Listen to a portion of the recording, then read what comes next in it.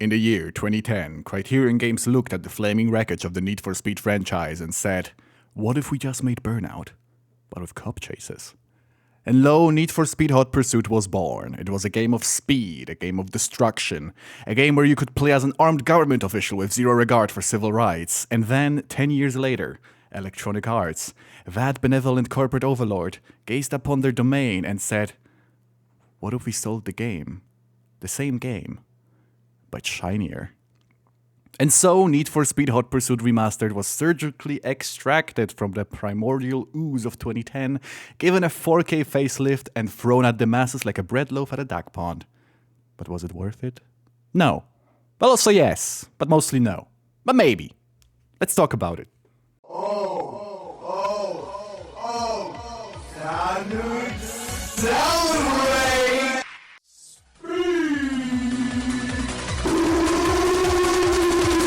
At its core, Hot Pursuit Remastered is about speed. Dangerous, reckless, criminal speed. The kind of speed that makes Dom Toretto weep single tears of joy. And to facilitate this, the game hands you a buffet of licensed supercars that go faster than your dad leaving for milk. Ferrari? No. But you get a Koenigsegg, so stop crying. The handling? It's like trying to steer a coked-out Greyhound on a slip and slide, but in a good way. You don't drive the cars, you herd them, you tame them. You become one with the vehicle and ascend to a higher plane of existence where rubber meets road and road meets lawsuit. But let's be real, half of your time isn't even spent driving. It's spent slamming into everything that exists in the known universe. Trees? Unyielding.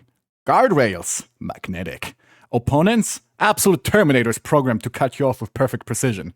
Every race in Hot Pursuit is less about winning, and more about praying that you don't accidentally become one with the atmosphere after hitting a slope wrong. And if you think you're safe, boom, roadblock. Good luck reacting to that at 240 miles per hour.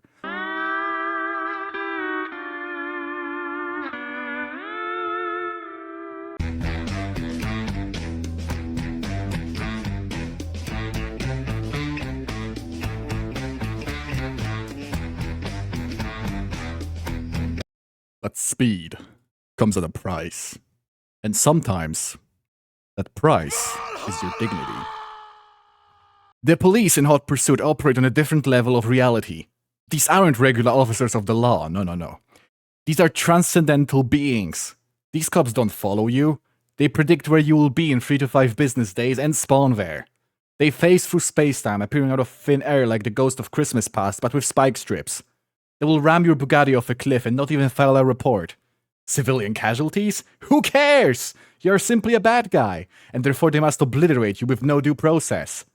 Some say Hot Pursuit is an arcade racer, but I say it's the most realistic depiction of American policing ever made. But let's discuss their powers. Roadblocks materializing faster than your paycheck disappearing on payday. Helicopters that somehow predict your every move and yet still manage to crash into mountains at least once per chase. EMP blasts that make you feel like you just got hacked by the NSA, and worst of all, spike strips. Oh yeah, spike strips, which are basically banana peels for $1 million supercars.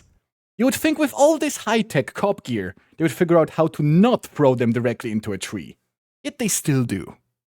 But then, what if you are the cop? It's like being handed godly power, only to realize you are, in fact, an idiot. Even the AI cannot handle that power. It is the same. We are the same. So now we must ask the burning question. Does Hot Pursuit Remastered live up to its name? Short answer? No.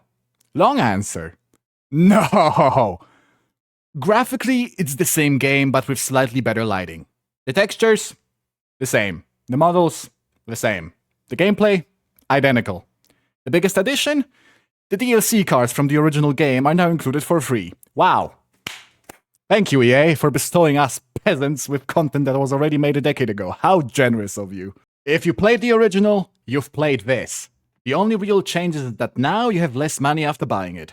My mommy said no more skibidi toilets, so I left a poo-poo in her chocolate cake. Where is it? Where is it? The SLR McLaren, the automotive equivalent of a perfectly cooked steak, has been purged from existence.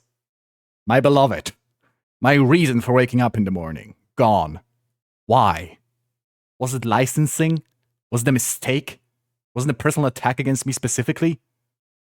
EA has committed a crime against humanity. This is historical revisionism. Future generations will never know the sheer glory of an SLR screaming down Seacrest County at 220 miles per hour. I am devastated. My family is in shambles, my crops have failed, I will fucking stop. The absence of the SLR McLaren has ruined lives, and yet EA just moves on, as if nothing happened. Truly unforgivable. But let's stop for a while and ask ourselves, why? Why do we chase? Why do we run? Is it instinct? A primal urge embedded deep within our genetic code? Or is it simply an illusion? A construct designed by society to keep us distracted, forever running but never arriving? Hot Pursuit is not just a game. It is a mirror. A reflection of the endless pursuit of meaning in a world that offers none. The roads stretch endlessly, looping in a pattern that seems new but is eerily familiar. The opponents are faceless, emotionless, programmed to fight and to fall. The police exist only to stop you, yet you do not know why you run. There is no prize, no endgame, just motion. Perpetual, ceaseless, meaningless motion. You accelerate, you crash, you reset. Again and again. The race never ends, it only begins anew. Do you drive? Or does the drive control you? And then there's Autolog. The AI overlord that watches, that compares, that ranks. It tells you where you stand, it reminds you that you are not the best, that you never were the best, and never will be the best. Even when you win, there is always another. A ghost of someone faster, a reminder that you are merely another digit in a grand, uncaring algorithm. The competition is eternal. The pursuit unending. And what is left when you finally turn off the game? Silence. An absence. A void that was always there, but only now is felt. And it also keeps reminding you that Timmy is 1 nanosecond faster than you all the fucking time. And it tells you to repeat this one fucking race just so that you can actually be better than Timmy. Timmy, if you're watching this, I hate you.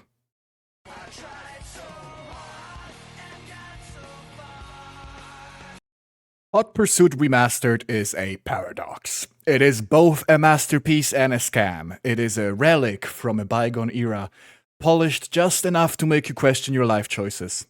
You will play it, you will rage at it, and you will come back. Because at the end of the day, nothing beats speed. Except for one thing, which is the SLR McLaren, but that's for later. But who really is this game for? It's for the nostalgic, desperately chasing the thrill they once had as kids. It's for the newcomers, unaware that they are experiencing a 10-year-old artifact with a fresh coat of pixels. It's for the masochists who find joy in being wrecked by cops at the last second. And most importantly, it's for the ones who still believe. Believe that perhaps, just maybe, a racing game doesn't need to be groundbreaking. It just needs to be fun. So whether you love it, hate it, or just bought it on sale because your brain is wired to impulse buy remasters, Hot Pursuit Remastered remains. It lingers. Much like the existential dread of an unfulfilled life, it is always there. Waiting, lurking. Just a click away in your game library.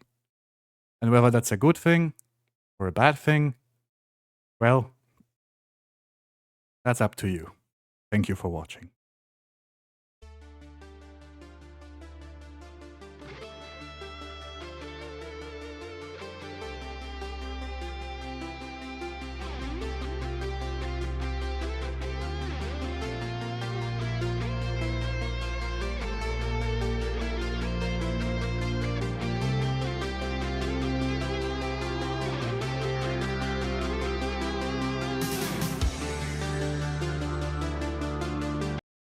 I just noticed, why the fuck is there a notable death section on the 2010 video games Wikipedia page?